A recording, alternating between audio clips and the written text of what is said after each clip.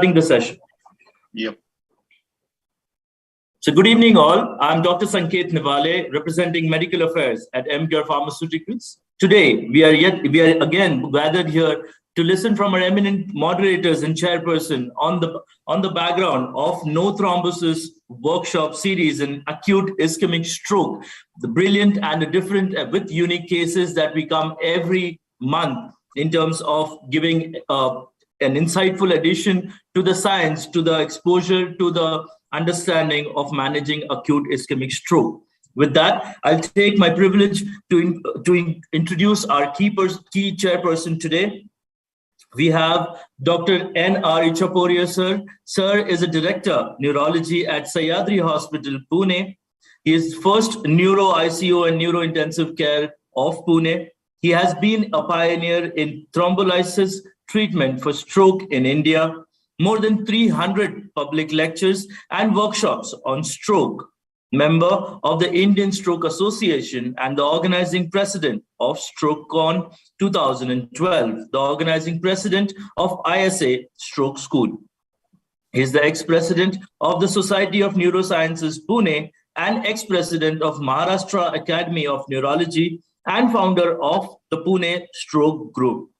Principal investigator for multinational stroke trials like the PERFORM, BG12, cortical venous thrombosis, BrainsGate, Interact 2. Recently awarded as Health Icon by Times of India Group. We welcome you for the event, sir. Our moderator for the event today would be Dr. Rajshekhar Reddy, sir. Sir is a director, Max Institute of Neurosciences, Max Super Speciality Hospital, Saket, New Delhi.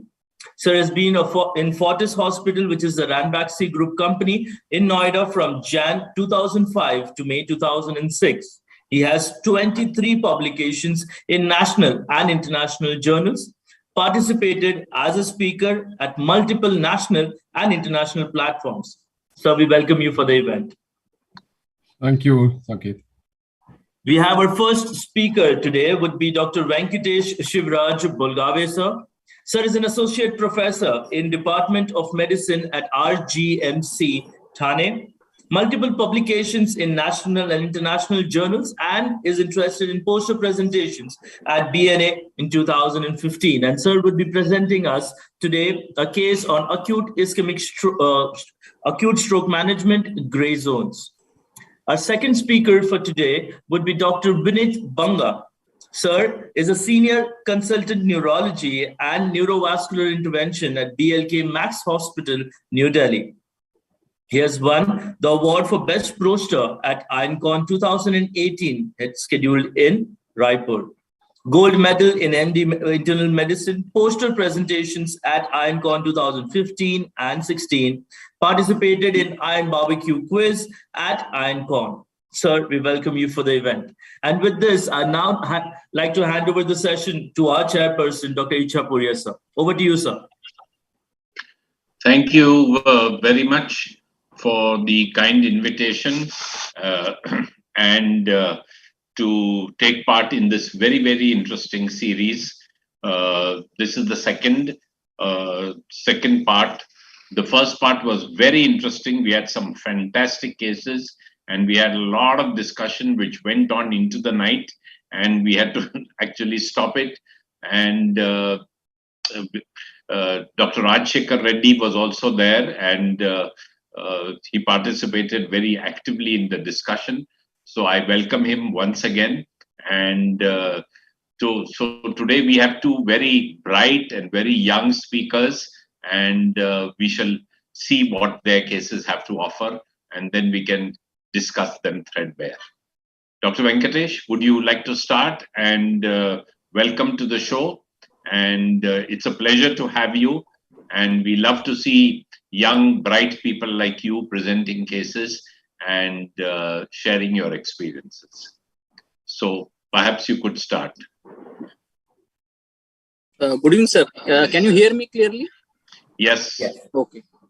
So shall I share the screen? Yes, please.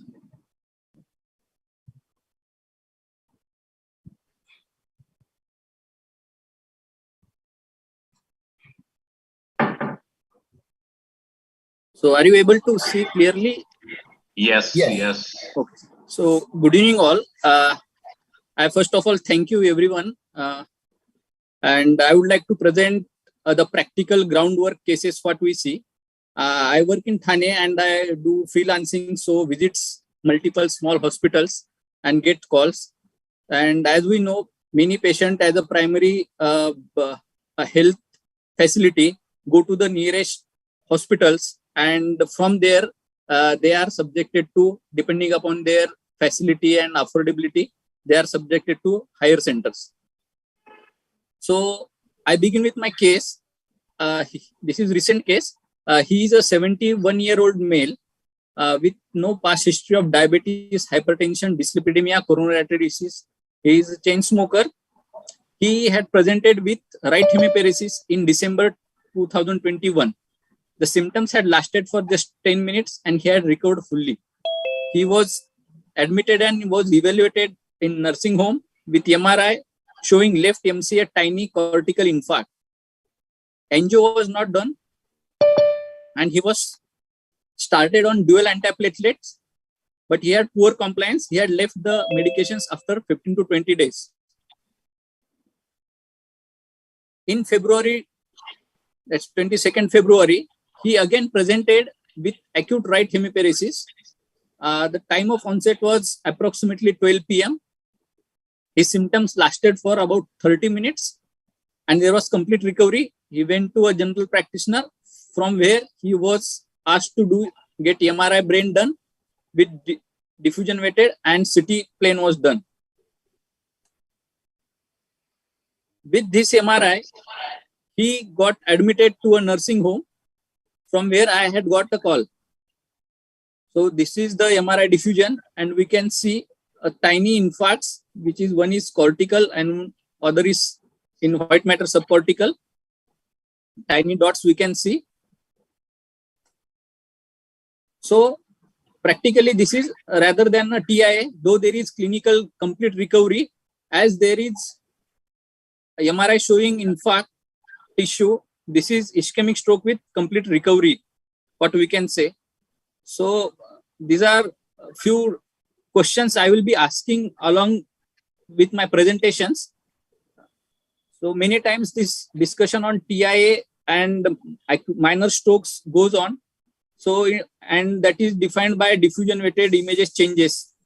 So I would like to ask sir whether this is just an arbitrary thing, because there are few issues like diffusion changes are time dependent. If a patient comes with minor stroke like this and we do scan very early in the course, we might small tiny infarcts. It also I think depends upon strength of MRI. If it is 0.1, 1.5 or 3, now mainly 1.5 Tesla MRI machines are available everywhere. But still, if it is done early, we might not able to see and we label. Even it can be missed in small cuts. So depending upon cuts, where is the section and posterior circulation, as we know. So practically, whether this is important to name it as TIA or stroke, I would like to ask sir. No, I think if there's a lesion seen on MRI, it is clinically a TIA, but when you do the scan and you show a lesion, means it's an infarct, clear cut.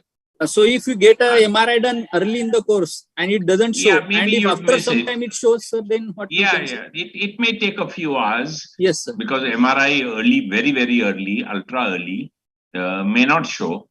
So, but you know, very importantly, with all TIAs, you must do vascular imaging. Right, sir. You know, not doing vascular imaging, I think, is a mistake. Correct. So all TIAs have to be taken very, very seriously. It's not a minor event. It appears minor, but it is a very serious condition. And we must take it very seriously and not pass it off. You know, many people pass it off. They say it's hypoglycemia, or sugar was high, sugar was low, temperature was high, temperature was low, dehydration, and all that nonsense. So, you know, diagnosing TIA, most people, many physicians, many GPs are not able to diagnose TIA. And that is a very, very big mistake that they make. And we should avoid this mistake, and we must spread this message to everyone, all the GPs, all the physicians to whom these patients present, that TIA appears minor, but it is a serious neurological condition not to be taken lightly. Right. So, Dr. Venkatesh, I'd like to add a little bit here. First of all, the terminology for such an event has been varied in the past, and this would be called a cerebral ischemia with transient symptoms. It's called a CITS, okay? And rather than a TIA anymore. Once you've shown that there is, so the terminology is CITS. Now, people with this kind of infarct, even if they have recovered completely, have a different outcome from a who's had a pure TIA. In pure TIA, like you said, conventionally, the diagnosis is made that if anybody recovers within 24 hours, but most TIAs would recover within 5 minutes. Okay. And if any TIA lasts more than 3 hours, the chances of it recovering completely within 24 hours is less than 2%. Okay. So if any weakness is lasting more than 3 hours, the chances of it recovering within 24 hours is less than 2%.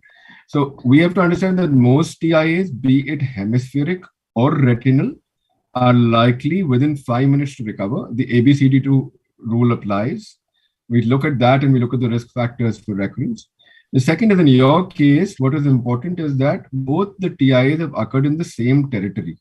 All the more worrying would be that I would consider looking at the left ICA and the left MCA to see if there's anything there which is causing a problem. And of course, if there's anything else which is causing an issue, of course, this person was non-compliant, he continues to probably smoke. But if there's any precipitous drop in blood pressure, which is aggravating things, sometimes, they get dehydrated, sometimes they're taking a lot of blood pressure medication. Some doctor is giving them for a 150/80 with a high-grade ICA stenosis. You make it 120/60, and then next thing you know, he's getting hypoperfusion and getting ischemia as a result of that. So terminology-wise, this is CITS. Other terminologies have been used, but CITS is a well-accepted terminology, and that's what I would label this patient as.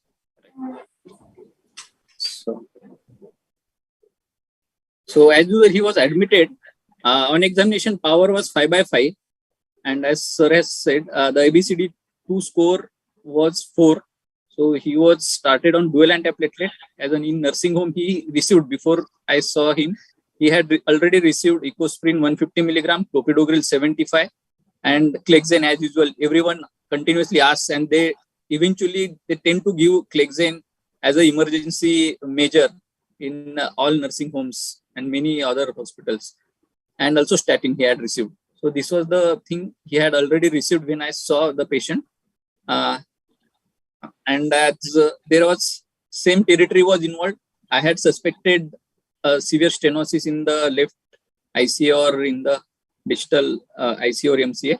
And in the same thing, I had explained to the relatives. It was around 3 p.m. when I saw the patients, and I explained them regarding thrombolysis as well as interventions if required, because there were higher chances of recurrence.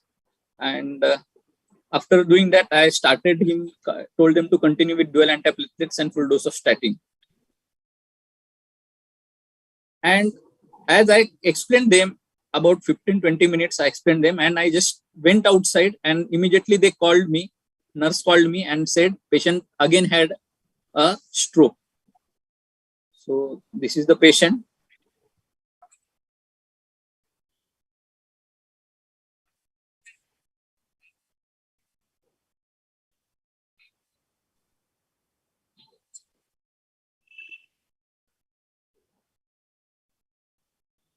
So he had again in the same territory with complete aphasia with 0 power. So NIHS was coming to about 23 out of 42. And this is the scenario now. We are in a nursing home with imaging study which was just done few hours back, and patient has stroke in front of us.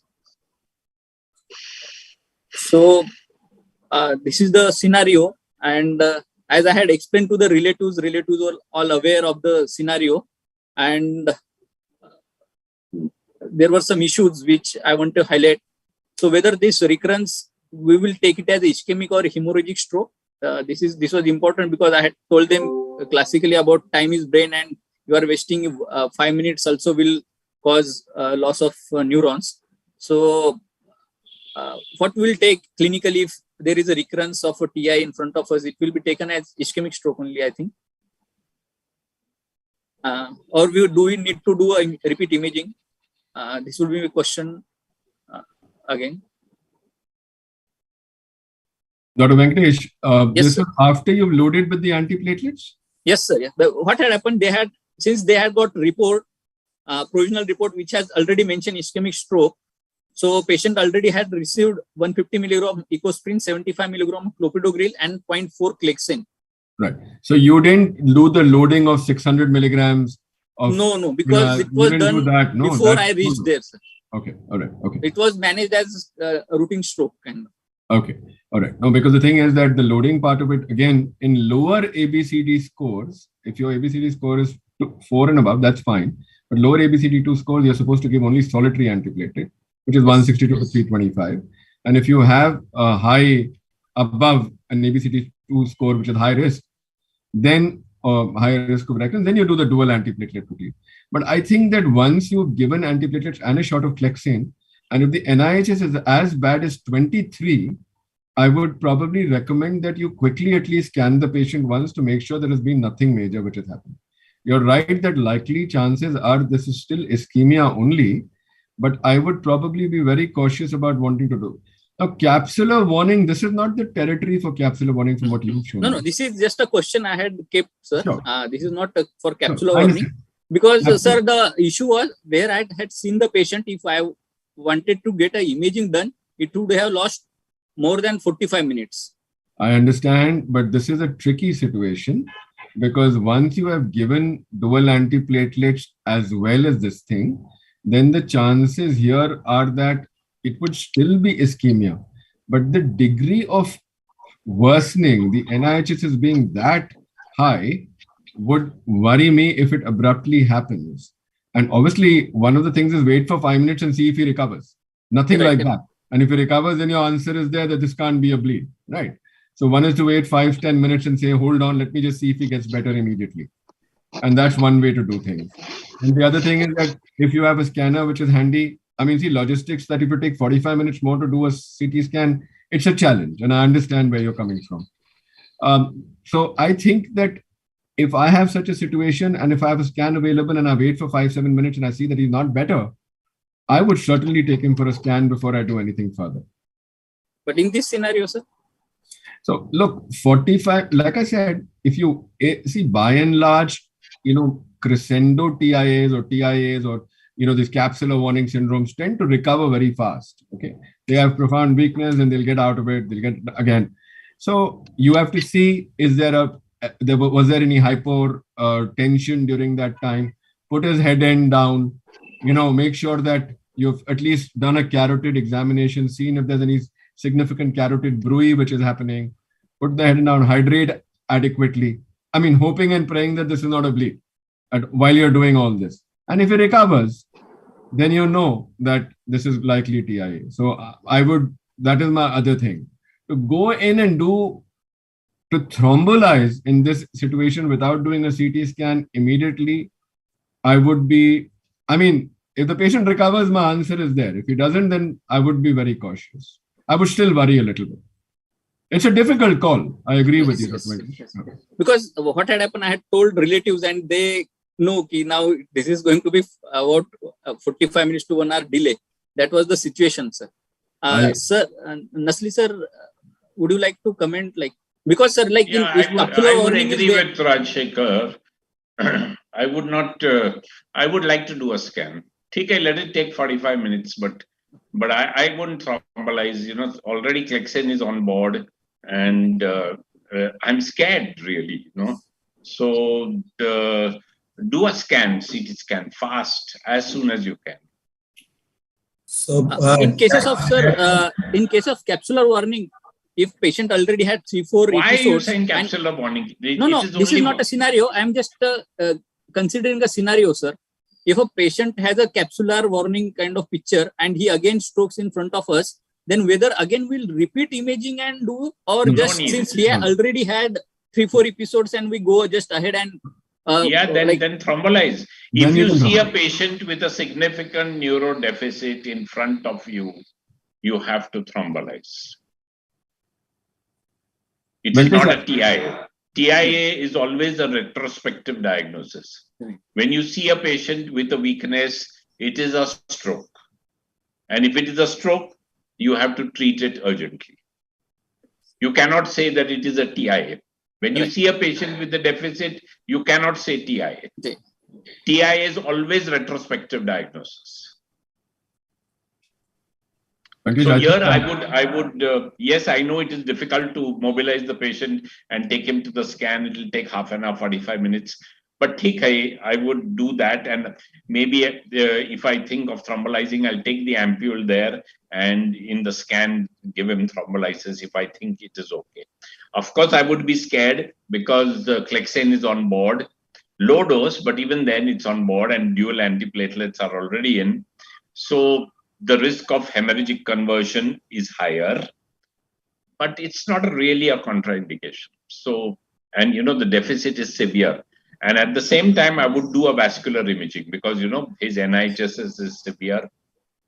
He's 23. So I would do a CT scan with CT angio or MRI with MRI angio, whichever is available quickly, as quick as possible. I know the patient is in a small nursing home. Ideally, he should be shifted to a place where there is an imaging facility and an ICU or a stroke unit. But, these conditions are different everywhere. Correct. So you do the best you can. This is what I would do. I agree with Dr. Reddy fully. Dr. Venkatesh, you bring up the discussion about the capsular warning. And, I completely agree with you. If you have a capsular warning guy who's going in and out, now if he's going in and he's now weak and you're in a position to thrombolize, we know that for capsular warning, thrombolysis doesn't work very well. But for whatever it is worth, if the deficit is prolonged, because sometimes you start the thrombolysis before that the patient starts recovering. And it's a very tricky situation. So you're giving dual antiplatelets. It's very tricky and very frightening. If you see a patient with weakness, then you have no alternative. Correct. But I wouldn't think of capsular warning in this case. This of course, this is not this. I just given a scenario there discussion. because I had that doubt because in this case we had earlier 2 ischemic events and but event, when was that ischemic event? That was few months ago, no? 2 months ago he had, and the present No. Capsular warning, you should on one day you should get TI. Sir, I just taken that situation scenario where there is recurrence. Capsular warning in this case. In this case, don't think of capsular warning. Correct. The only other thing is that I'm still saying that please be careful about blood pressure during these scenarios. Sir, that was normal, sir. Actually, he had around 130 and there was no obvious risk even factors. If it's a slightly higher blood pressure, it's all right. Yeah. So don't worry about lowering blood pressure. Then if there's any blood pressure with lower, that is the thing which is going to cause trouble in these patients. Yes. All right. Vinit sir was saying something. Vinit? Okay, carry on, Venkatesh. He'll come in later. Yes. So, in this scenario, because of that pressure from the relatives and GP under whom was admitted, patient was thrombolized and shifted to a higher center with all the setups, sir. I know this is out of way. Just I brought up that scenario here. And I have explained them in all details that it might bleed, it should be like this. But still they wanted to go ahead. And he was thrombolized with Tenectase because that was available and given in bolus. And then he was shifted to a higher center where the facility was available. So the other thing was, sir, a stroke. And then again, recurrence of stroke, whether we should thrombolize. In minor strokes, we can thrombolize. That study is there. In cases of Clexane, sir, I had found one study. They said we can go ahead if the patient in low dose Clexane. Yeah. So sometimes in hospital patients, there are scenarios where patient is on Clexane, etc. And in hospital strokes we see, and in such scenario we can go ahead with thrombolysis with whatever diuresis we can take depending upon size of stroke. So I have a comment about that. I would like to say that two things. So whenever we have bleeding after thrombolysis, there are two things that we worried about. Non-compliance with protocol and use of antiplatelets and anticoagulants after thrombolysis. So nobody has talked before, right? So now a lot of time what will happen is that the patient will come at home, he will take a Disprin and come to the emergency and he is a candidate for thrombolysis. Now having taken a Disprin at home is not a contraindication. So sometimes they will go to call their GP and they'll be told to take an aspirin or clopidogrel or whatever. But the two things that result in hemorrhage post-thrombolysis are non-compliance with protocol to antiplatelet and anticoagulant after thrombolysis. So all this, which you're saying is absolutely right. And we wouldn't want to worry about. And even this past 3 months, having had a stroke, I think one of the concerns that people had with this kind of situation was whether it was a delayed post-stroke seizure and not truly a stroke and this and that, but it's not a risk for bleed. It's not a risk for bleed at all. And anyway, that infarct was very tiny. Tiny, very tiny. So, it's not a contraindication at all. Sure. Absolutely. So going ahead. Okay. No. Tell me, you did a scan and then you thrombolized him, or you didn't do a scan? No, sir. Like I told you, this is out of way. And since it was all explained to a general practitioner and patient's did relatives. You do the scan or no? No, sir. You did not. You thrombolized him there. Sir. Because it was going to take more than half an hour to even go to a center, nearby center. Okay. Sure. So thrombolized and shifted to a center where all the facilities are available, sir. Fine. Because relatives were okay, they had just brought up because that was the nearest possible place which was there. Dr. Venkatesh, difficult scenario, you did the best thing. I think that was perfectly acceptable. So, this was the scan done after he went to a higher center. And as we can see, there is involvement of even ACA territory with part of MCA, mainly anteriorly. And flare was still okay, sir. There was no significant. So there is diffusion flare mismatch, which was there. Patient had reached there in about 1.5 hours. He had reached after starting from with all arrangements done. So I think so. Yeah, and imaging wise, we can see here there is complete occlusion. There is non-visualization of the left ICA. It was blocked from the origin only. And so now this was the thing. And now the scenario is whether to be taken for intervention or not. So patient had already received Lexane, etc., thrombolized, and now this is the case scenario. So to intervene him or not to intervene.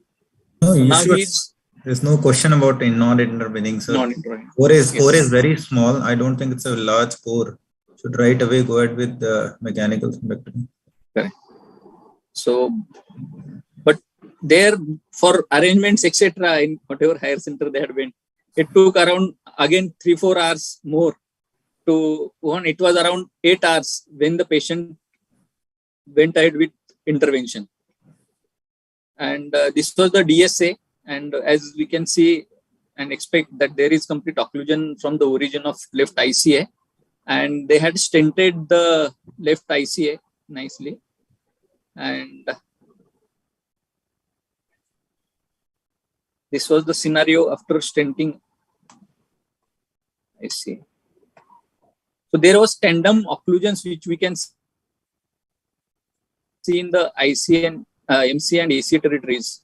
So whether these are earlier, like beforehand, or these were because of thrombolysis. Show that previous picture. Show that previous picture. Where is the occlusion? Distal, no? This is ICA occluded. It is not visualized from the start only. Which is this vessel? This is the ICA, no? This is common carotid. This is external going, and ICA, it is here. It is not seen, sir. Sir, probably this patient had a tandem occlusion with severe carotid ICA stenosis at bifurcation, putting a distal artery to artery emboli leading to an MCA occlusion. He might have did a carotid balloon plasty and subsequently put in a stent. So it was probably occlusion from the origin, the bifurcation, and an MCA occlusion as well, a tandem one. Yes. So whether that MCA occlusion was because of but see this vessel, what you are showing is the ICA, no? Which is this vessel? This is which common is going carotid, right sir. up. This is common carotid. This is common, and Distal to that. So This is ICS. This is post-treatment, sir. This is Post-treatment, sir. No, Post where is the treatment. pre-treatment? That's what I'm saying. Where is the Pre-treatment, pre-treatment? actually, I don't have that image, sir. Pre-treatment, I don't have. This is This is you are after doing post-treatment. plasty, and this is after doing stenting, sir. They are stented. Okay. So stenting was done, and where is this clot coming from? It was complete occlusion at the origin, sir. ICA. Stenosis. No. So what was done? Mechanical thrombectomy was Yes, done? yes. Mechanical thrombectomy was done. No. Where? Where did this Internal- clot come from? From the MCA or ICA or where? ICA. This clot has come from the ICA. ICA, yes, sir. Okay. And the distally, sir, this was the scenario. On this first image, we can see there is occlusion again here in the MCA, and even the ACA is not filled. So as it was expected from the MRI, the ACA territory was also involved. So whether that thing was because of thrombolysis, what it was done, or the disease was earlier there.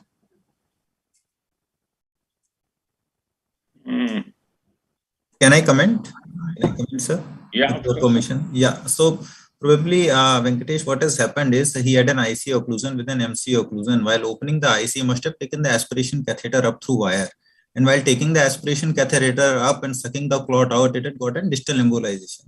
So he had a tandem occlusion, probably an ICA occlusion with an MCA occlusion, or we created a tandem occlusion while opening the ICA. The clot migrated distally in ACA as well as MCA. Because otherwise it is not possible for the same clot to migrate in the AC as well as ICA. This is mostly during the procedure that it has happened. It happens not very commonly, but it happens in procedures whenever there is an ICA occlusion. Because when you are taking the aspiration catheter up and you are sucking the clot out, sometimes the clot might migrate distally. And the clot you were showing it cannot be from the ICA. The reason being that the clot burden in the ICA would be very huge in this case. So, and the origin was from the stenosis, obviously, but the clot was migrated distally. So this clot was from the MCA for sure. Well, that was what. Yes, that is what I thought, because it's too small from the ICA. I see. Yeah, but in the MRI, sir, we had seen that AC territory was also involved, and that was before what procedure. is involved? AC territory in the MRI. No, the whole ICA is block. There Yeah, is no it was flow, expected. no? So whether this was procedure related thing or that was the question, sir. So that's why I'm We saying can't it's say the that. ICA. We Yeah. can't say that. Yeah. Okay. Then So and that was the thing, sir. And this is the CT scan done next day, sir. Morning. okay. So whether just that was a No, question. but Whether this what is, happened to the patient? What was his NIHSS? yeah, patient obviously, sir, he is aphasic because of that involvement No. of anterior. Did the NHSS decline? He was, sir. First day, though, he was intubated, ventilated, sir. He was extubated 2 days after. No. Pre-procedure, what was the NIHSS? Sir, 23. Huh? 23, sir. 23. Yes. And now And this is, sir, this is patient intubated still. This is next day. he's CT still scan. intubated. Yes, sir. He was intubated for around 3-4 days, sir. Mm-hmm. Okay. So obviously there's a hemorrhage, and it's probably involving the whole ACA territory, and it's going into the ventricles, and there is mass effect. So I would call it PH2 actually. Yes. And we don't know the clinical conditions. So, but it's a sizable clot. I don't know whether it will produce decline in NIHSS or not, but there is definitely bleeding. Yeah. This bleed is perfusion, like since we have opened up that has caused bleeding, or just because we had thrombolized and then it has intervention that has worsened this bleeding, because MCA territory there is no bleeding. The ACA has bled. Yeah, but okay, it's not necessary that it should be everywhere, but in this area there is bleeding. And it's a blob. It's not a hemorrhagic infarct. It's a hemorrhage. Yes. It's a hematoma, and it has spread into the ventricles. So it is a bleed. There's no doubt. So, like, And probably there's some subarachnoid hemorrhage in the MCA territory also. So whether I understand your point. Your concern is that is this because of our mechanical intervention? Is it because of the thrombolysis we did? Is it because of the antiplatelets or the anticoagulants? so whether that has just added up, like, yeah. So everything is adding up. Huh? I wanted to ask both you, and especially Dr. Vinith, that suppose you look at the MRI and pre-procedure before you do the MRI, and if you look at the aspect score in that MRI, what would you score that? I mean, you can't do it on an MRI, I understand that. But roughly, what would be an aspect on that patient before you took him up for that intervention? Sorry, I can't hear you. You have to unmute. I'm sorry, sir. So I would give it a 10. So the first MRI, no. So you are talking about the MRI pre-procedural. Pre-procedure to the intervention, to the mechanical intervention. Okay, sir. So if we take 1 point each out of caudate, putamen, lentiform nucleus, so -4. So and then 1 part of cortex, I'll still give it around 4 to 5. So at 4 to 5, what is your data on doing mechanical? I want to understand that, because see, at the end of the day, anything less than 7, anything less than 6, there are concerns regarding doing any mechanical. So I want to know, because this person has now a fully evolved infarct. I mean, it's not like, and I understand that he's in the window period, you want to open up the mechanic, whatever. That's the usual standard stuff that we're all told about. But with this degree, once your aspects is less than 7 or 6, would you, if you would, I mean, I'm just asking you, would you like to rethink that? So, sir, it would, I would rather take the patient into confidence, but this patient in any case gonna do very bad if we don't do anything. So there's a lot of motor cortical area that is spared. I know, I can understand that you can see the ACA territory is gone, but if you look at the MCA territory, only the basal ganglia is gone. Mm-hmm. So considering that a significant portion of motor cortex is spared, I would rather go ahead with it. But I agree with you that we don't have significant data backing us, but there are individual trials, case series telling that people above aspect 3 do kind of do good. But yes, going below 5 is always a problem. So my thing is that this person, and again, like I said, you're completely right. So my concerns is, one, that the aspects was possibly less than 6. The second is that this was the kind of person I would have probably been happier with a perfusion study. I know you've told me that there's a flare mismatch. That's one modality, but a perfusion study could have been useful. I know we waste time. Everything we do, we waste time. But I think that would have been a useful thing in there. If you did not see a perfusion-diffusion mismatch in this, I'd have probably let him be. Anyway, it's very, very interesting. So what I would have done here probably is I won't have opened the ACA. Show me this scan. Yes. So here the ACA is blocked. The whole of the left ACA territory was gone. I would not have opened the ACA. I would have only opened up the MCA, and he might not have bled. But okay, so the argument would be that if you open up the ICA... But did he open the ACA? Yes, sir. He has opened the Venkatesh? ACA. Yes, sir. He opened. And did he go into the M2? Right, sir. Here, So basically, your logic, sir. Right, sir. So, Dr. Vinith, your logic here would be that you're trying to preserve only the MCA territory. You've lost the ACA, you're going to let it be. Yes, sir. That's a good thought. That's a reasonably good thought. Good. Okay. Let's move on. Right. So that was the thing, sir. So this was a post-intervention. So whether can we take it as a successful intervention, or we had worsened the scenario if we take a case as a overall case? No, I think we can say only if we assess him clinically. But yes, there is a bleed. I mean, we may have saved some cortex, but But let's see what happens. I mean, we can't say just now whether he's worsened or not because he's intubated. His basal ganglia is involved. His MCA territory is involved patchily. ACA is also involved with now a hemorrhage. So there is significant brain damage. But let's see what happens. You can get surprises. They can improve. Let's see. So, like I see, I think Venkatesh, theoretically, you've saved him from a hemicraniectomy. Okay, so one of the things is that. So I think like Dr. Vinith was saying, you have preserved. But he's 70 years, Rajshekar. So I'm just saying that a lot of times, in this sort of situation, of course, you can talk about left hemisphere and, the dominant hemisphere and this and that. But I'm saying at the end of the day, you have preserved, Dr. Vinith, like he said, you've preserved a lot of the MCA territory. The ACA territory was lost anyway. And I think that the bleed would eventually resolve. Yeah, this bleed is not terrible. So I think that, whatever you had infarcted area as it is, you lost that function. So you got a little bleed there, it'll go away. And I think that this patient, possibly you've salvaged his MCA territory. That's what I would think. So one thing that we all of us probably have forgotten, that the interventionist has put in a carotid stent and now you need antiplatelets. Correct. That's important. Now you are kind of in a fix. So it's gonna be a very, very difficult decision to go ahead with antiplatelet with this bleed. Correct.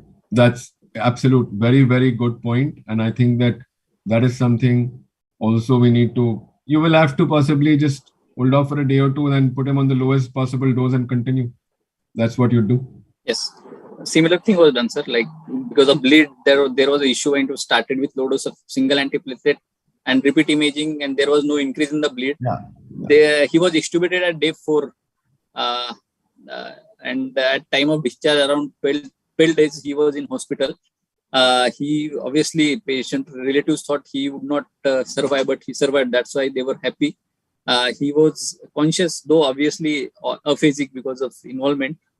He will be bedbound, it was known to, but he was at least communicating with gestures minimally from the left side. So that was at time of discharge, that was the case thing for the patient. So that was the thing. Thank you, sir.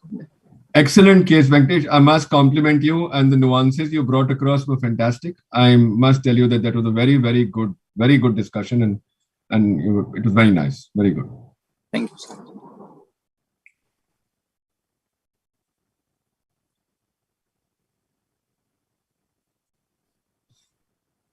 Dr. Banga, it would be, you can share your screen now.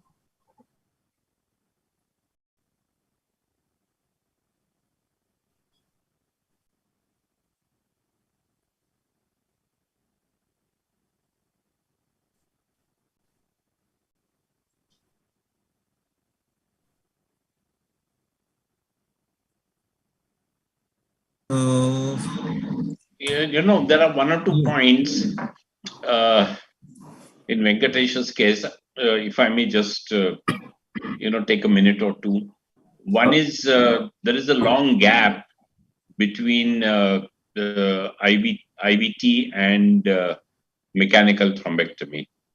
You said it took 8 hours. So 8 hours for groin puncture time, or what exactly did you mean by 8 hours, Venkatesh? Groin puncture time.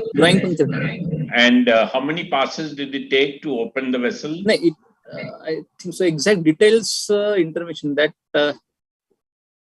exact I don't know, sir. Actually. Yeah, and so it's important that the equipoise is at around 7 hours and some minutes, 14 minutes, I think.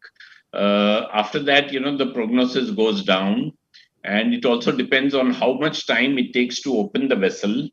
And how many passes are required to open the vessel. Obviously, this one was a difficult one because you had to negotiate the internal carotid artery. Then you had to go into the ACA. Then you had to go into the MCA. So obviously, it must have taken more than an hour and more than a few passes. So the more passes that you take,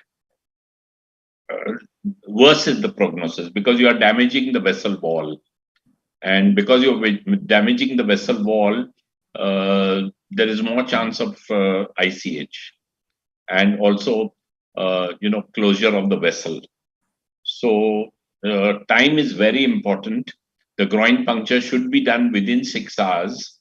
Otherwise, the prognosis goes down rapidly. As it is, the aspect score is about 5 or 6.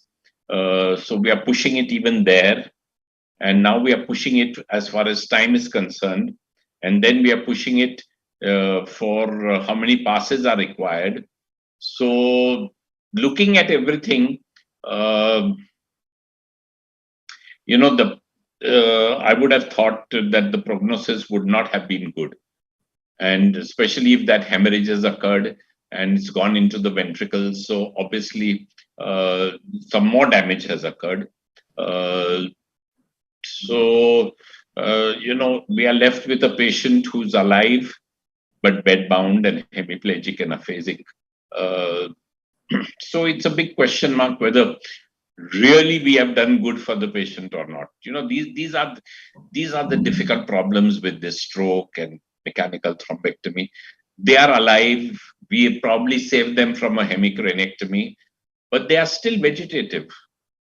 So, all these things are very important. So, time is important. I know it's difficult to shift the patient to a center and to treat him. And so we have to overcome all these barriers. Unless we overcome all these barriers, our results will be little difficult. I am struggling with this, frankly, if you ask me. Like you, Venkatesh, I am struggling every day with this problem.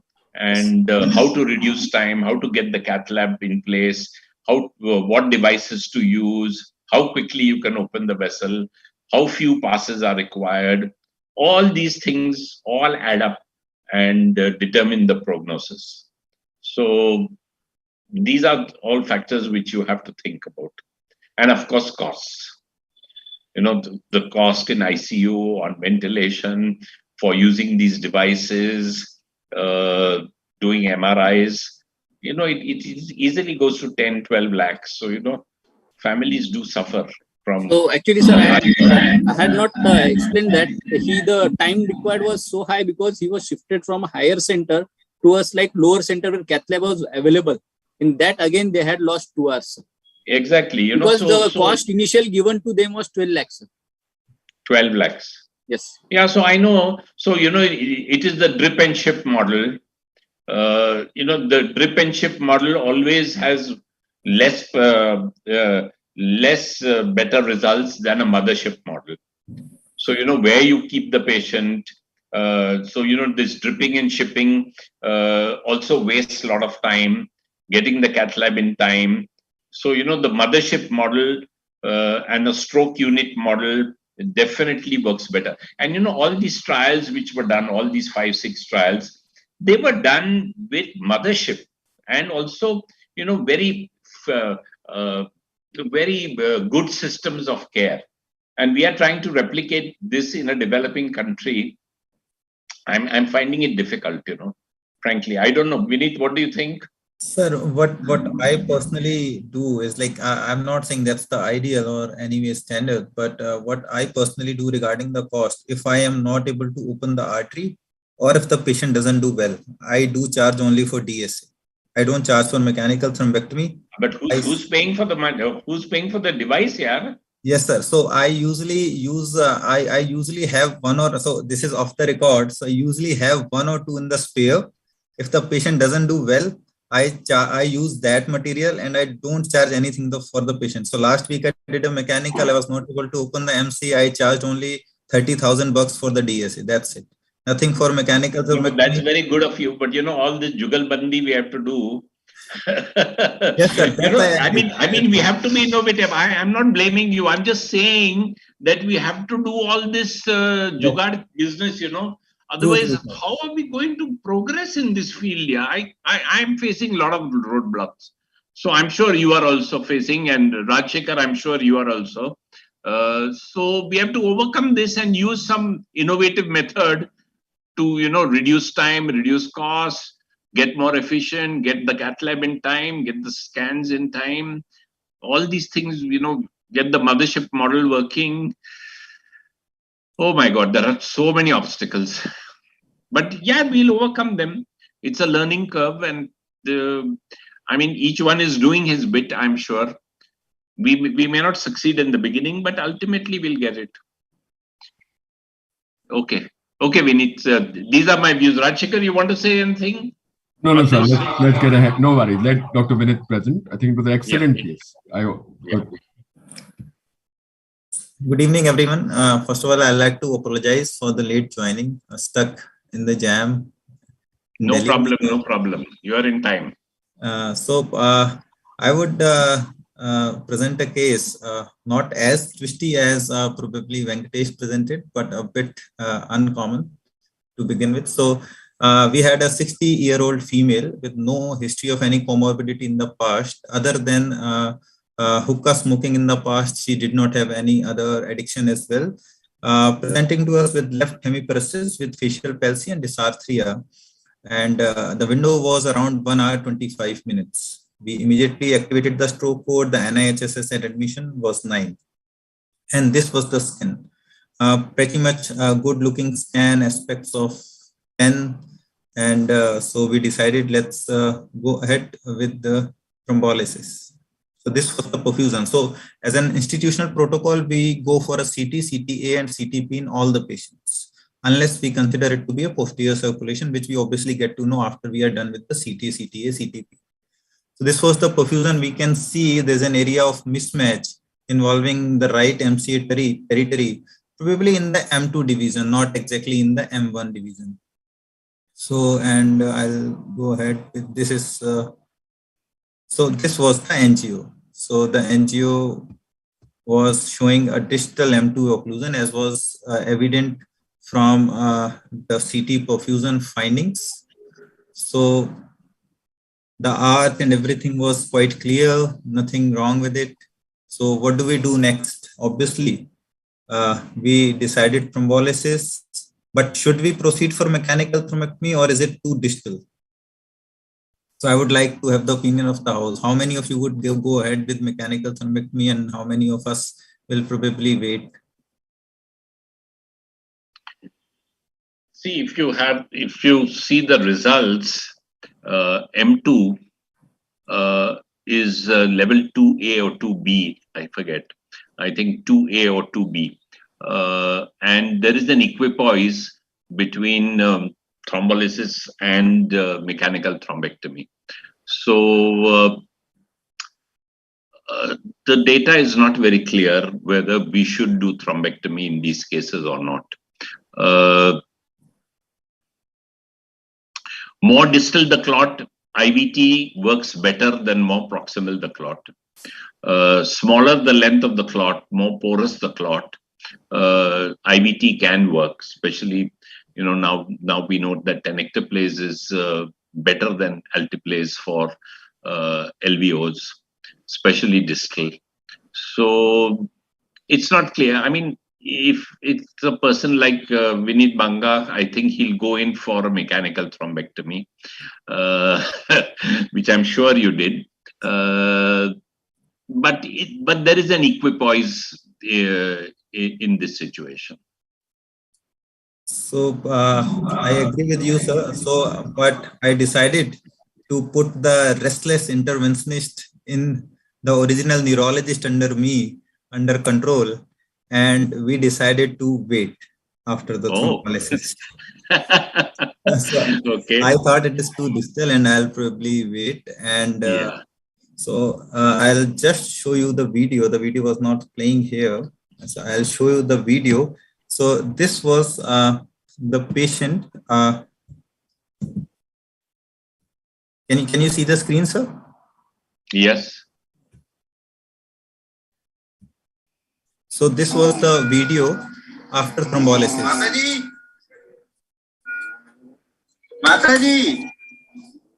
We can't see the video, but you can't see. Just a minute.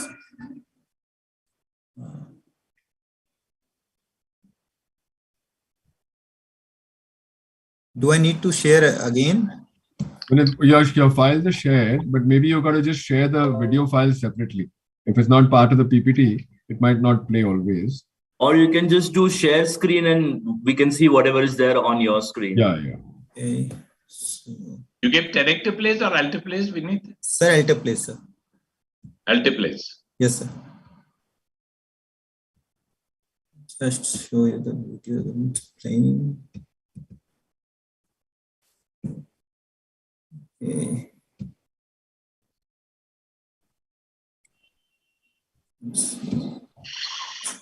Probably it is not playing. So I'll show the video maybe later. It's not playing. So just a minute. I'll share the screen again.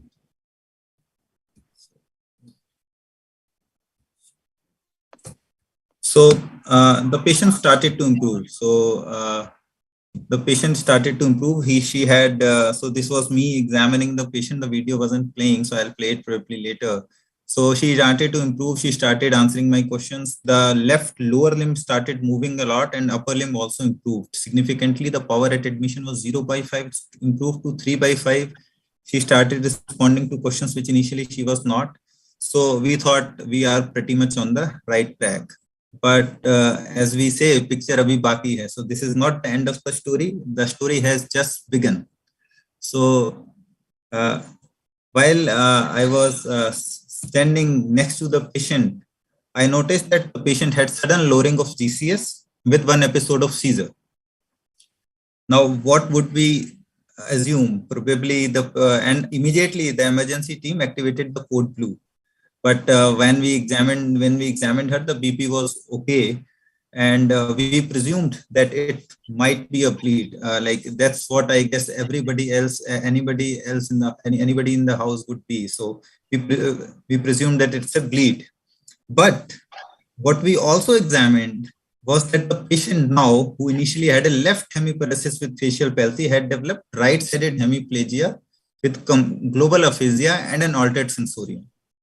And now the NIHSS for the left side, if you conclude, has become 20. So currently, she has left upper limb weakness, complete aphasia, right complete hemiplegia with an episode of seizure.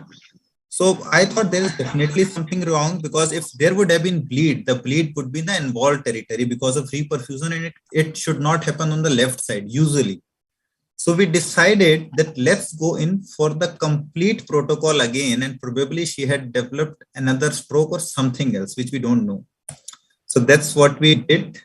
So this was the patient. We'll play the videos later. So this was the possibilities that we consider: hemorrhage, repeat stroke, and post-seizure TOTS palsy. Then the nature of the seizure was GTCS, so it was not focal, or an allergic reaction to TPA, which is very, very uncommon, but yes, can be there. So we decided, let's go in for a complete intervention, not a CT plain or an MRI. Go in with a CT, angio, CT perfusion, because the patient unstable. We want whatever is to be done fast. And this was the CT. So the CT again was okay, no bleed. So let's do the complete protocol. And now here it is. The right sided again is almost the same. There is a bit of extension here on the superior frontal cortex, which was not there in the previous scan. But what is more visible is the left MCA territory. It's completely having hypoperfusion, and there is no blood volume loss. So there is complete mismatch of left MCA territory along with mismatch of right MCA territory. So now we have a patient who has right MCA M2 occlusion, distal M2, and now let's see the CTA and the left ICA with an MCA occlusion. So the previous vessel which was blocked is still blocked. We have another vessel which is blocked, which is an ICA with an MCA. We can't see any of the ACAs here, but the ACA was filling up from the opposite side. So we have a bilateral MCA with left ICA occlusion. So the left ICA is occluded from the origin. We can't see MCA. There is tandem occlusion. The right MCA is occluded already here. So the next question is, what should we do? Like, we should go in for a mechanical thrombectomy.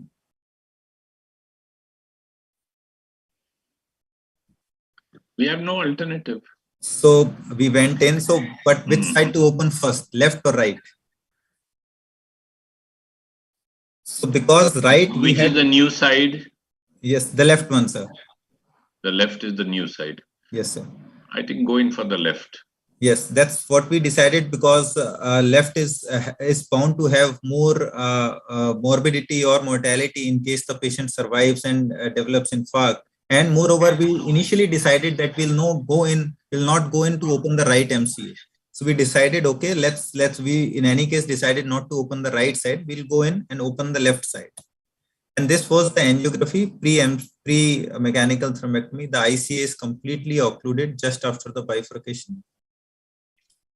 Went in, took the guide catheter, the aspiration catheter up, and then we opened the ICA. This is the spasm that, like, because we took the guiding pretty much up, so there was a lot of spasm.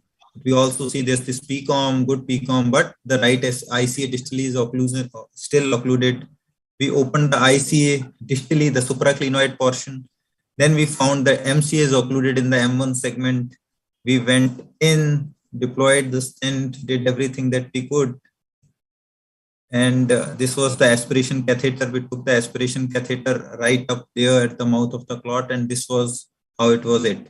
So we had a TK3 recanalization pretty early. So the timing is 7:54 p.m. As I mentioned, the patient presented to us around 4:30, which was the first stroke. And then after an hour or so, she developed this. And now we are pretty much in time. So the right side, we decided to go in for a DSA. So right side, the MC was occluded very, very distally. So the clot, which was relatively proximal in the previous scan, probably has gone forward because of thrombolysis or because of whatever way. So the thrombolysis might have also helped.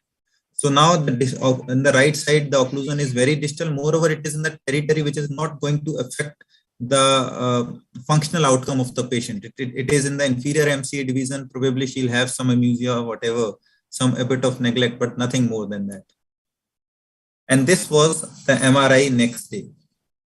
So she had partial right-sided MCA territory, superior frontal gyri and part of temporal gyri involving the insula, some of it infarcted, and some of the left basal ganglia as well as corona radiata, which was infarcted. This was the CT scan on the 5th day. So we've saved a lot of tissue, I guess. So in the whole of the inferior frontal cortex, right motor cortex, the left motor cortex, a lot of it was saved. So we thought the patient might or might not do well, and she was discharged with an MRS score of 3. She was bed-bound, bedridden, and but we initially, because we were still in a fix, so we worked her up during the hospital admission, TEE, Holter, procoagulable state, looking for an malignancy, FTG PET, cardiac MRI, no matter what, but everything was negative.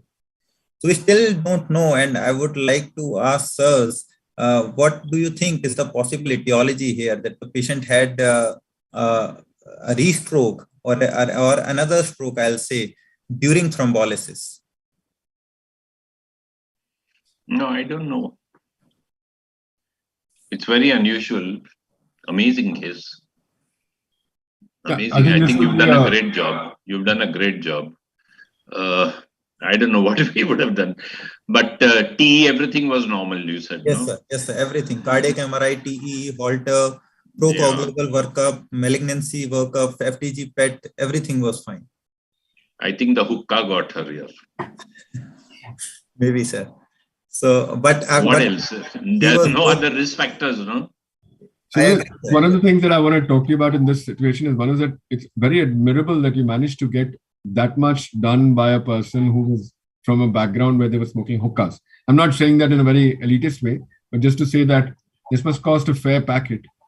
And the second thing is that at the end of the day, when you're doing something and something happens during that procedure, for them to be able to go ahead and do whatever you're suggesting to them, in spite of the fact that you're probably telling them you're not sure what's happening, is also admirable. Because at that point, if you're giving thrombolysis, suddenly the patient worsens. The first thought that every relative has is that this has happened because of the thrombolysis. Something has gone wrong with the treatment the doctor has given. So to manage to take that patient into a lab, do all this, and then all this up.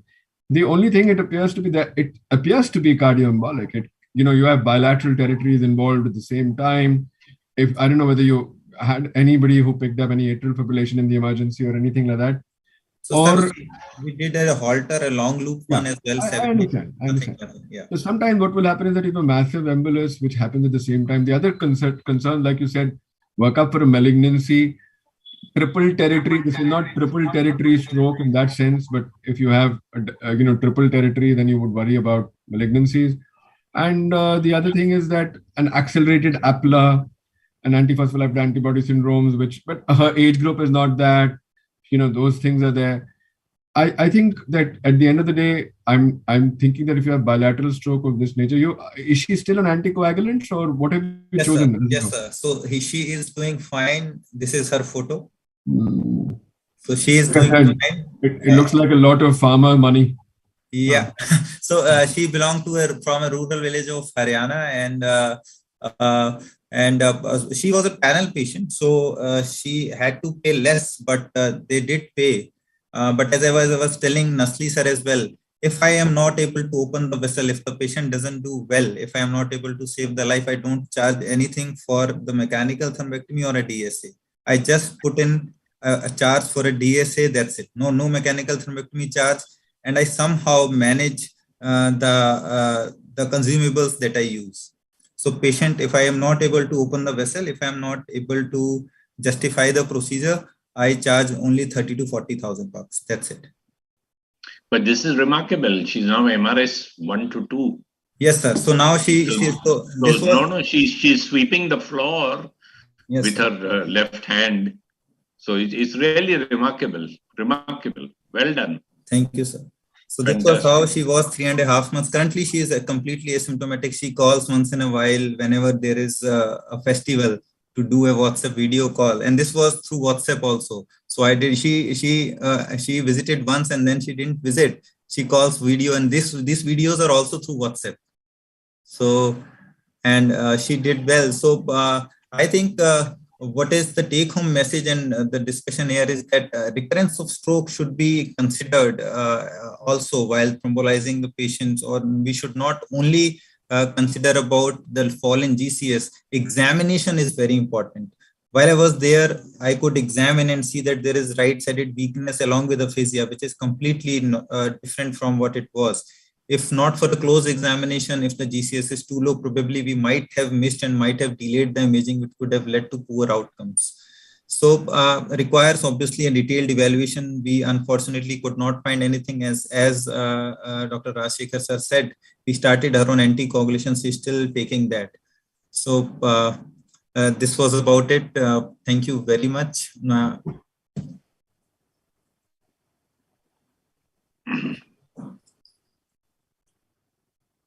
Yeah, remarkable case. I mean, I don't think I've seen anything like this. And many congrats to you. Thank you for being aggressive and giving a good result. And at discharge, really we should not calculate the MRS. It's at 3 months, and at 3 months I think she's done superbly well. I mean, you can't hope for anything better. True, sir. Thank you, sir. I think it is 9:40. I believe we had such an excellent, it was more like a case presentation and discussion happening over, and I think it was a learning experience as we moved in the case. I think it was a lovely event that has happened. I think, sir, Nasli sir, your closing comments, sir, before we close the session officially. No, I think I was a student being examined by Venkatesh and Vineet, and I felt like that. And I must congratulate both of them for the 2 wonderful cases. And as I've said, there are hurdles, there are difficult cases, but how you do in the end really matters. And really, it has been a very fruitful discussion, and we've learned so much. The 2 remarkable cases. So, Rajshekhar, would you like to say something? I completely agree with you, sir. I think both of them did a fabulous job, outstanding. I think both the cases and the way it was presented. And, I think it was very, very good. And I'm sure you guys are going to do much, much better in the future. I'm very, very impressed with both the presentations. Excellent work. Yeah, keep it up. All right. And thank you. Thank you, sir. I think the way the cases went and the approach of Dr. Banga in terms of not charging the patient if it's not the outcome, I think that also created another remark for the audience. His hospital won't like him, huh? Be careful. So they don't know. They don't know. That's why it's off the record. Okay. Wonderful. No, just joking. I wish other people would follow you in the same way. Yeah.